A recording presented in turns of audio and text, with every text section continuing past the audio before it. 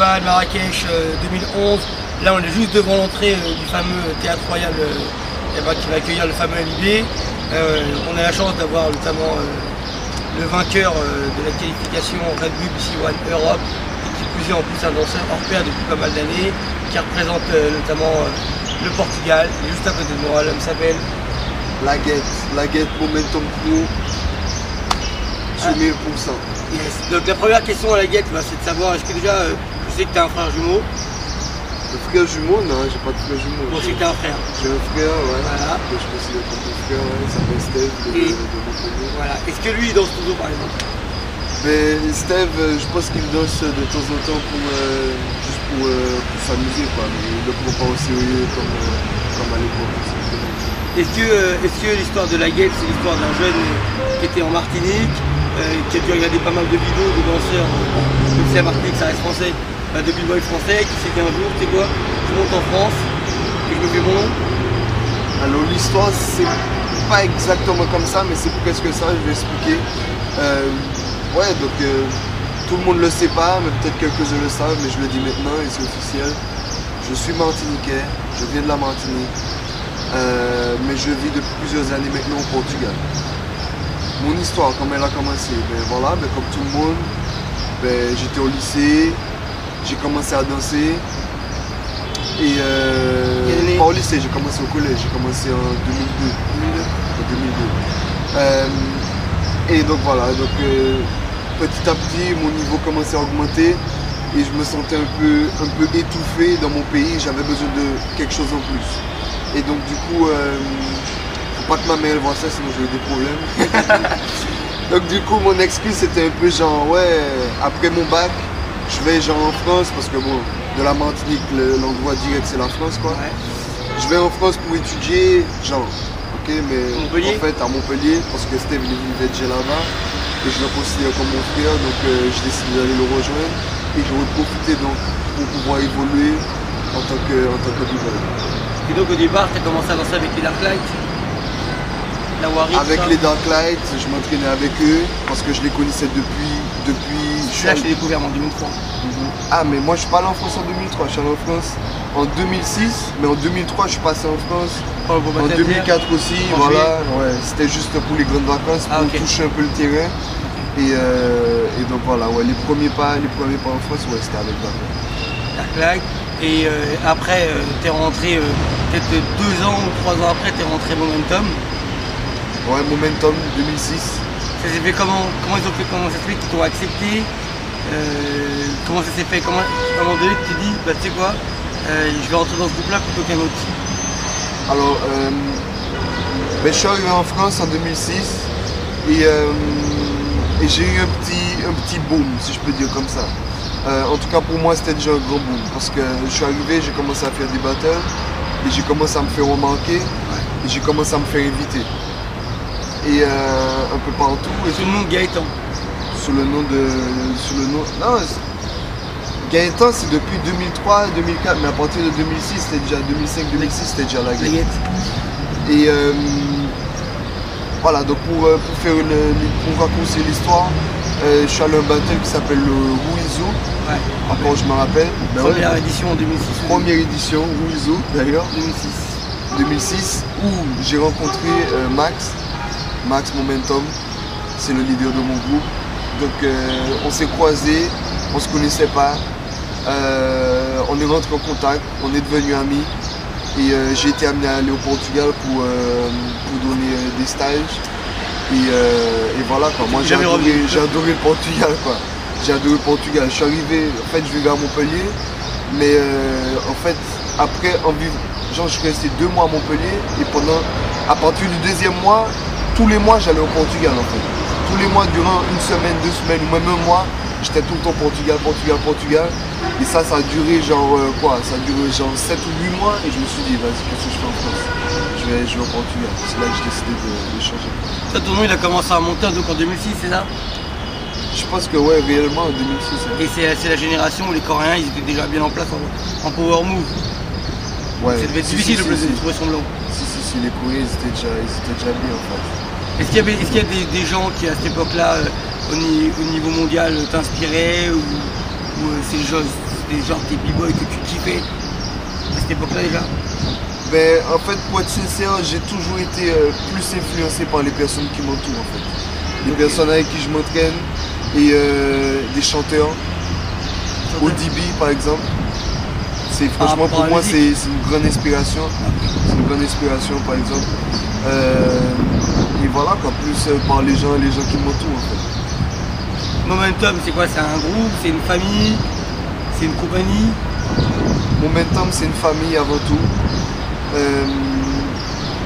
C'est une famille et c'est un groupe aussi, un groupe de danseurs. On vit ensemble pratiquement tous. On vit pratiquement tous ensemble dans les mêmes maisons. C'est genre, on est 8 dans le groupe, c'est 3 maisons. Quoi. Ok, donc on est pratiquement tous ensemble. Heureusement, on a une salle qui est notre école de danse en fait. Momentum Dance Studio. Non, ça. Donc, ben, heureusement, c'est pas tout le monde qui peut le faire. Nous, on a eu la chance de pouvoir le faire, on a bossé, on s'est décarcassé pour pouvoir le faire. C'est possible.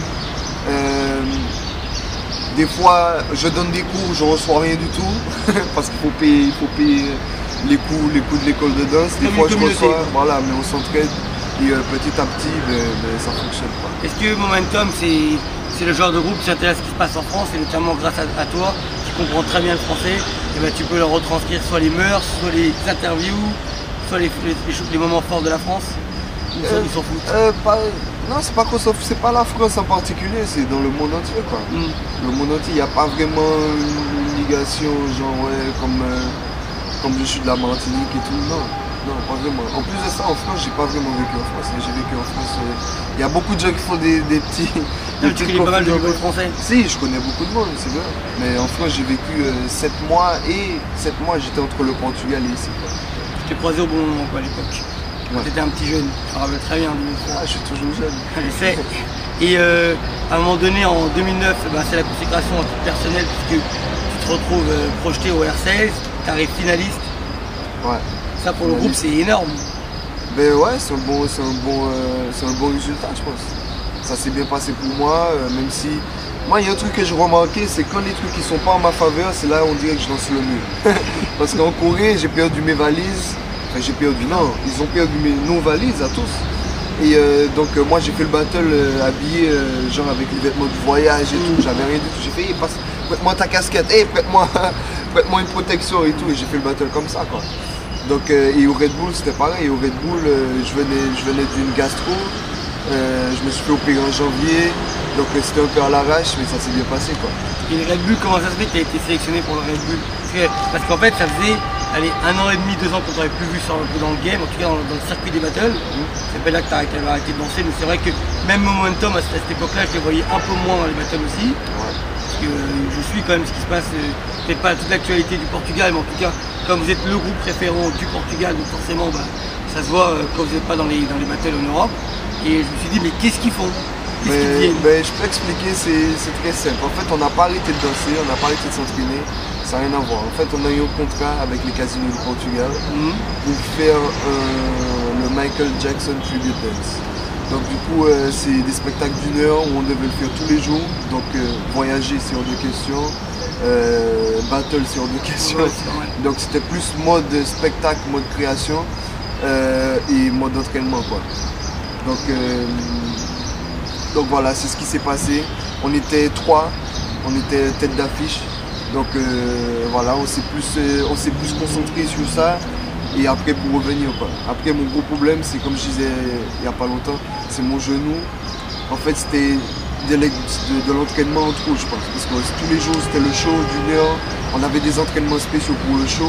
Je m'entraînais pour moi-même, je vais à la gym aussi. Donc et je voulais m'entraîner dur pour quand je retournais au battle parce que t'as faim en fait. Tu restes 1 an sans faire de battle, t'as faim. Donc du coup j'étais chaud et en fait je me suis blessé. Et donc ça m'a fait 5 mois où j'ai dû m'arrêter, je me suis dit, me faire opérer. Et même jusqu'à maintenant, je suis à 80%. Et Momentum, est-ce que c'est un groupe qui crée la génération de demain, puisqu'on a pu voir Diogo et Bruce Amuti? Est-ce que c'est un groupe qui est en passe d'avoir une nouvelle génération naissante? Ben, pour le moment, c'est plus notre génération. On essaie de monter tout doucement. quand vous avez une école, c'est pour ça. Oui, et donc oui, la nouvelle génération, c'est sûr, parce qu'on a une école de danse et on a des petits qui commencent à monter, quoi. Je pense que dans un futur proche, la scène mondiale pourra les connaître. Est-ce que le Portugal, c'est au niveau de la scène nationale, il se passe beaucoup de choses? Mais beaucoup mieux qu'avant, mais en comparation avec la France, ça n'a rien à voir, quoi. La France, c'est la France, quoi. C'est depuis longtemps. Il y a plus d'anciens, il y a plus de gens qui ont fait pour le milieu. Au Portugal aussi, ça existe, mais dans une quantité un peu mélange. Vous avez beaucoup de groupes au Portugal? Pas beaucoup. J'irais une dizaine de groupes, une quinzaine. Et ça vous a apporté quoi de faire un incroyable talent en termes de crew? En termes de crew, en fait, l'incroyable talent, c'était une expérience, quoi. On voulait pas le faire en fait au début parce qu'on était encore dans notre projet Michael Jackson. Donc, on n'était pas trop intéressés, mais bon, le canal, ils nous ont appelé plusieurs fois, on a refusé plusieurs fois.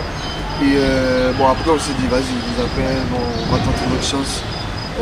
Voilà, quoi. Et donc au niveau médiatique au Portugal, ça nous a grave aidé au niveau travail parce qu'en fait c'est notre profession, quoi. Donc il faut qu'on vive un peu de ça.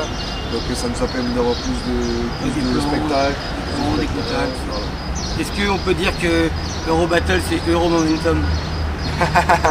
Euromomentum, non, Eurobattle c'est Eurobattle. C'est un battle en Europe pour le monde entier. C'est orchestré quand même par vous, le groupe, la directoire artistique c'est vous, le choix des b-boys c'est vous. Organisé par nous, oui, depuis 7 ans. On a fait la 7e édition au mois de mai. Ben ouais, mais ça se passe bien, ça monte tout doucement. C'est à peu près 3 jours, 3000 personnes par jour. C'est un gros festival énorme. C'est un gros festival. Il y a beaucoup de Français d'ailleurs qui C'est un gros festival où on accueille beaucoup de Français. La majeure partie des équipes qui viennent, c'est des Français et l'Amérique latine. Beaucoup de Venezuela, Brésil, Colombie. Et qui est-ce qui a eu l'idée dans votre groupe de mettre en avant la danse debout? Généralement, comme c'est tous des b-boys, c'est bizarre que vous ayez mis autant la danse debout en avant. C'est une réalité, je suis b-boy, mais la danse debout a un grand terrain à l'Eurobattle. Mais en fait, Max, le leader de mon groupe, il danse aussi debout. Un peu de pop, un peu de bloc. Mieux en lock qu'en pop, mais en pop aussi. Et donc voilà, ça nous a intéressés aussi. On essaie à travers nos événements, on essaie de réunir tous les éléments de la culture hip-hop. On pense que c'est important. Il y a aussi du graphe, il y a aussi du hip-hop. C'est un festival culture hip-hop avec tout ce qui est, tous les ingrédients. Il ne manque plus que le beatbox dedans, vous avez pratiquement tout. Il y a des petites touches, chaque année, mais c'est pas très valorisé comme. J'ai bien compris. Toi, Laguette, ta consécration cette année, ça a été d'être vainqueur du Red BBC One Europe. Est-ce que c'est quelque chose que tu as préparé ou c'est quelque chose, comme tu l'as dit auparavant, quand tu es en mauvaise condition, quand tous les éléments sont contre toi, c'est le moment où tu es le plus fort? Je pense que je me suis préparé, pas comme je voulais, mais je me suis préparé quand même. Des entraînements difficiles, franchement. Des entraînements difficiles où à la fin, c'était j'en sentais que j'allais mourir. Mais je pense que ça m'a bien aidé. Je sais pas, j'ai fait plusieurs... Pour parler un peu de moi, parce que des fois c'est des choses qui peuvent intéresser, des fois les gens ne s'en rendent peut-être pas compte. Mais c'est des sacrifices du style... C'est clair. Je suis fumeur, j'ai arrêté de fumer pendant 2 semaines par exemple, juste pour le Red Bull. J'ai vu un diététicien pour la façon comment je mange. Enfin, j'ai vu un diététicien. J'ai des amis qui connaissent... Au niveau. J'ai des amis qui connaissent. Bon, moi, normalement, en général, je mange pas n'importe quoi. J'ai une diète, j'ai un régime spécial. Pas spécial, mais je fais très attention à ce que je mange. Et là, j'ai des amis qui s'y connaissent et qui m'ont aidé.